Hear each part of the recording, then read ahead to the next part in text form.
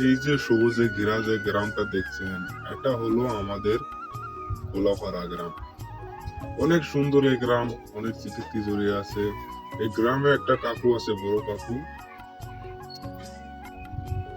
বাড়িতে বসে থাকে আর ভাল লাগে না, চাই একটু উসমানে বাজার দিয়ে ঘুরে আসি, দেখি চা পান খেতে পারি না।